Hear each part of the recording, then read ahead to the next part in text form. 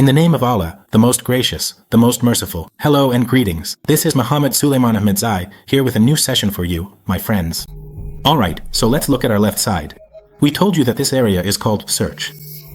When we click, well, the first good thing about search is with run. Previously, we had Windows Run feature, which had a problem. Whenever we wanted to open a program, first we had to know exactly what name that program opened with. If even a single letter was missing or extra, it wouldn't work. For example, a lot of the kids and people who mentioned the name didn't know that to open Word, you had to type WinWord. They would just type Word or MS Word. If you typed MS Word, it wouldn't work, because every program had its own specific name. For example, for PowerPoint, you had to type PowerPoint. That means if you type something different, it won't work. But then, this search feature you created made things much easier and more convenient. Now, you just type an E and it directly searches for Excel for you. It just tells you to type a W or WO.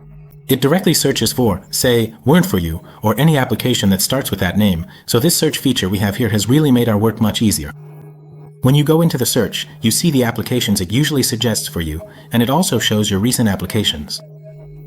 First, it asks you whether you want to search only for apps when you type something in the search. Like, for example, if you type the name of an application, say W, should it only search for files with WO, only search for applications, or also search for websites? What should it be? For example, you can choose for it to be documents. For instance, when I type something here, should it search within the documents category, or should it be websites, or we can specify, for example, email, music folder, where should it search? Or should it be apps? For example, if we select apps here and type W, it means only search for applications. Don't search for any folder that starts with W. But usually, since all is selected, when you choose all here and type something like WO, it usually shows you different things because all is selected, so it doesn't just search for applications. It searched for applications, it searched the system apps. It even tells you that there's another folder as well. We have two settings, and if you click on them, it shows you their folder. Home CCP is inside this. For example, C++, meaning files like WO, like works, these are included in it, so whatever you search for, since all was selected, it shows up. Okay, after the search section, there's something called Cortana.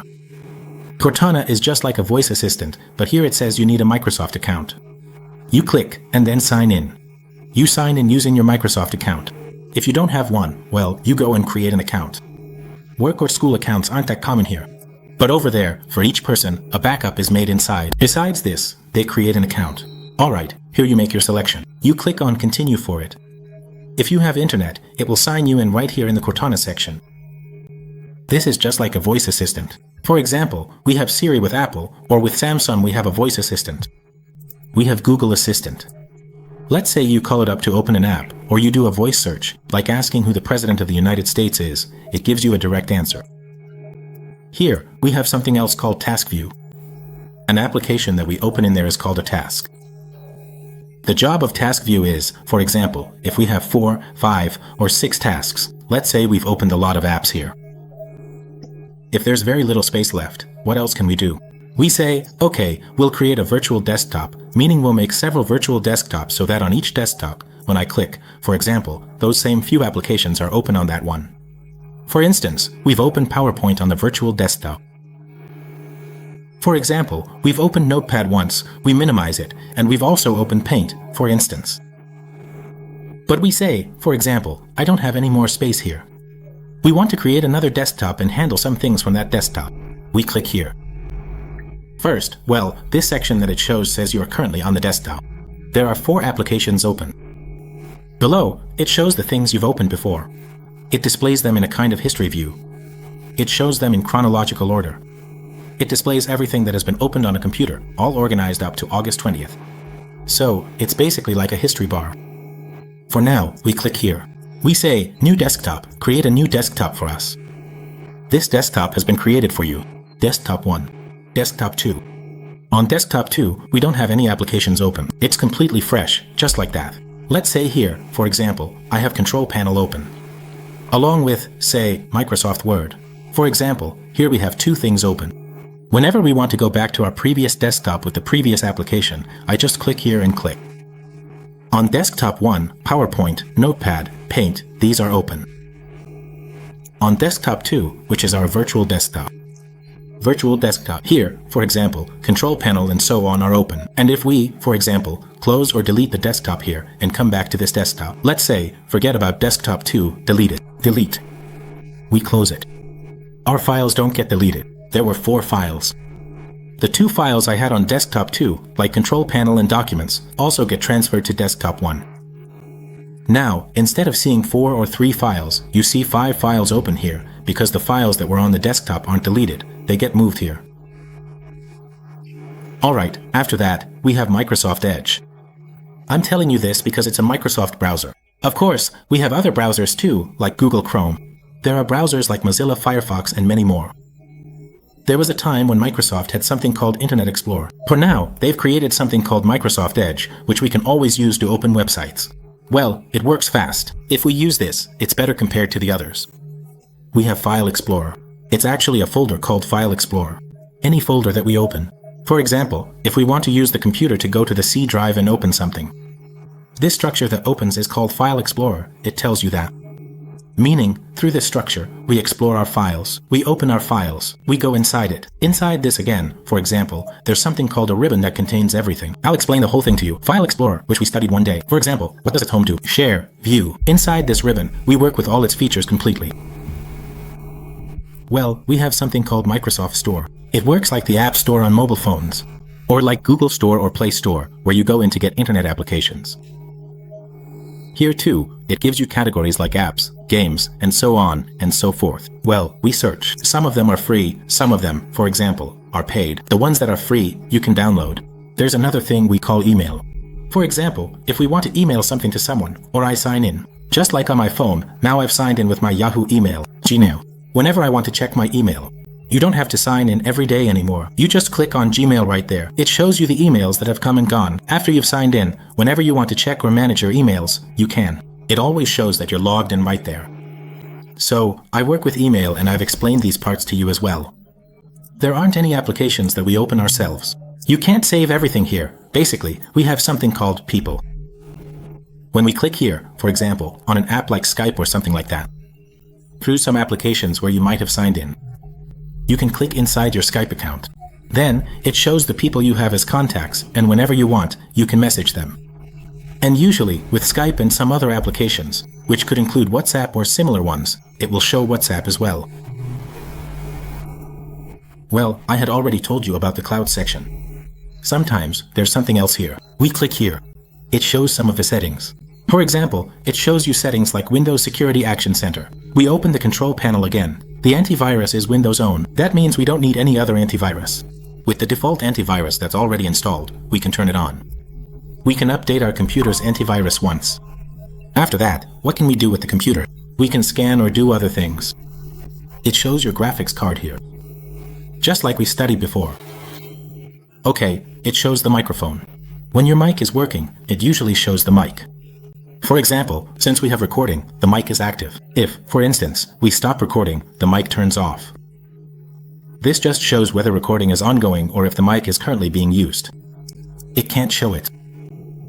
But in the volume section, it works. It just increases or decreases the volume if it's currently active. Well, in my opinion, since the LCD is connected, right now, it adjusts the sound from the main speaker. If we connect it, then it will show up. It adjusts the volume directly from the laptop. We right-click on its icon. For example, it opens the sound settings for us, and I'll also show you how to access the settings in the British control panel. But we also have the mixer here. We can solve the issue from here.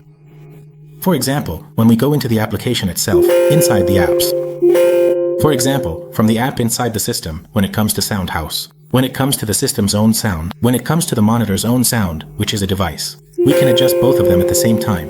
We can increase or decrease their volume. That means you can set it up. Sometimes, the sound of both the apps and the system itself. For example, we have stereo. For instance, if you show us the TV right now, if we, say, connect it 10 times, it only comes from the computer itself. We pan the music so it gives a bit of a ceramic sound, and when we sync it to your phones, the sound gets better, and we have something called treble shooting. Whenever there's a sound issue, we click on treble. It gives you some information. Should I go to this option, download this driver, and so on? We read the sound section in detail again. In the control panel, it assigns a sound to every action in Windows. For example, when we insert a flash drive, We turn the computer off and on. For example, when the battery gets low. Each of these has a sound, and the sound is different for each thing. Like a notification, for example. So, it assigns sounds to everything accordingly. If we want to assign a sound ourselves to some actions that don't have a sound, we can do that. Again, we read this in detail. So, for example, let's say you tell me that I want to assign a sound to an action here, like minimize or maximize, and then this list of sounds opens up. We select a sound. We test it. What is the sound? For example, we chose this one. Okay. Now, whenever we maximize any window, it will have this same sound. When I maximize, it plays that same sound. It doesn't have a sound for restore. It doesn't have a sound for minimize. It only has a sound for maximize, because we assigned a sound to it. If we didn't want to, it also has default sounds. I did select it. You can select a comment. We can set it so that it has no sound at all. None of the actions, or window ref all, or modified meaning something we've specified to have a sound when a certain thing happens. If we say, for example, we don't want any sound for maximize, we just set it. Now, it doesn't have a maximize sound. We read with retail in the sound section. From here, you can set it so that it uses our default Wi-Fi. For example, if you want to connect to a specific Wi-Fi, you just select that Wi-Fi. It shows a list of available Wi-Fi networks. If it's off, you can turn it on from the off state. In the off state, we can select here for it to automatically turn on Wi-Fi by itself. So, we can set it up if we choose manual. That means it will never turn on by itself unless we do it manually. It won't turn on automatically at all, but you can set it for 1 hour, 4 hours, or 1 day. For example, if we select in 1 hour or within 1 hour, after 1 hour it will turn on by itself. Okay, I'm choosing manual. And if we turn it on, it will show us the Wi-Fi networks that are nearby. Just like when the signal strength is really strong. It means the network is very close to us. We can connect to it if it has a password. Here, there's something called hard support. If the internet is connected, we can, for example, share a hotspot with another mobile or laptop. Just like a mobile hotspot, airplane mode is also like on a phone. For example, it means there will be no signal at all. You can turn it on where? We turn it on. Like with phones, when you go to sleep, it stays in airplane mode. That's how it works. Nothing works at all. Not Wi-Fi, not Bluetooth, none of them. We also have something else here. In the battery section, it shows that our battery is currently at 15% charge, which will last for another 2 hours and 21 minutes. Which mode is your device in right now? If we select the option for best performance, the laptop will try to make the processor work at its maximum and deliver the best results. If we choose this, everything, graphics card, GPU, all of it, will be set to better performance. For example, if we choose better battery instead of better performance, Windows itself or the processor, or us, or you, it won't work in the same way. With better battery, you still get performance, though. It means the processor will work a bit less hard, its performance will be lower, and our battery will last longer. If you want to choose this mode, I'll call it the battery saver mode. In this state, it tries to make the processor work very weakly. The GPU is completely disabled. So, what does it do? For example, it just exchanges battery life. Meaning, it works longer for us. Usually, we also don't choose the lowest setting. For example, we don't pick the absolute lowest option. Normally, we stay in this better performance mode, so the processor works a bit properly. In terms of battery time, you'll see there's a difference. For example, if we choose 3 hours, and if we select less, you'll see that its value changes again. These are the timings themselves. So, there's something we have called Meet Now. This Meet Now, for example, if we want to use it, like for a conference call, say 4 or 5 people, or even 10 people, are all in a meeting together at the same time. In the same way, you can also join a meeting. It can open the whiteboard for you, full screen. Click on Full Screen Script. It took a screenshot directly from our desktop. Then, if you want, you can write on the screenshot with pens. Or use the highlighter. We can add or remove things. Basically, it takes a screenshot, and then, just like on a mobile phone, we can do things on the screenshot. But there are several ways to take a screenshot. We'll go over them. This was the keyboard we talked about earlier. By default, these aren't used that much. You can turn these on or off. We can also turn off the keyboard button. As we mentioned earlier, we can take screenshots, and things like PayPal. These are features that might not be available by default in Windows. I had enabled them so we could work with them. In the section where we do Udon Tam, it only shows you the time and date. There's something called Agenda that we can turn on. For example, we can set an event for you, like saying it's Ahmadzai anniversary. We can save the game on a specific date and time. I register an agenda there. when we open the Action Center. This section shows us the notifications. A message pops up, a message appears. If something has been installed, or if we need to update something or scan something, it gives us some information. Down here, there's a button called Clear Notification that clears all of them. If we select Collapse, it only shows the important ones, just those 2, 3, or 4 main ones in that area. If we say it should be 5, it will open 5. Here, on some computers, there are 5. Then there are 6. Then there are 7. There are 8. For example, how do we increase or decrease these? We look at this section. It's called Manage Notification. We came here. We can go to this section. It's called Edit Your Notification. When we get here, we can specify. For example, if I go and unpin these, unpin the location, pin this one, and even pin this one too. Now, when we close it, in the Action Center it only shows these things. It doesn't show the other command rows anymore. If we want to say they should always be there, we just come here and click there. We click Add. We say, for example, we want NISM for you and we want Focus from the store. We want Location. We want Screen Snip. So, we've brought these in now. Get notifications from apps, from Sender apps. If you want to get notifications from certain applications. When we're on the lock screen, should notifications be shown there or not? Also, for example, incoming calls, when a call comes in while on the lock screen, like calls that come just from Skype chats. Whether it should appear on the lock screen or only when you unlock and enter. Allow notification sounds. Should there be a sound every time a notification comes in or not? Well, usually we turn these on. It gives you a few suggestions. So when you come here, it suggests things like updating Windows, which apps are allowed to send notifications. Just like on a mobile, we can specifically say that, for example, we don't want to receive notifications from WhatsApp anymore, or we can just turn off notifications from a particular Instagram account. For any app, we can say, for example, turn off notifications from a certain backup software or an alarm app. So, specifically, you won't get notifications from these apps anymore. Within the notifications, we also have things like Wi-Fi and other topics, so we can understand what to choose, or we can directly select this option. We select something. We click on something. The battery saver directly selects the relevant actions. If it's enabled, it goes back again. The previous item was Bluetooth. They either turn it on or off. A feature called Nearby Share. For example, when Bluetooth is on. We also have another Nearby Share option. On Samsung phones, it's called Quick Share, a file. When we share, we turn on the first option here. In the notifications section, we have something for Quick Share. First, we turn it on. Then we select a file. Sharing is enabled. Nearby Share or Quick Share will show the laptop in the list. It's not the main one, nor is it light or dark mode. This is just about the name. When we turn it on at night, the blue light mode gets a bit dimmer.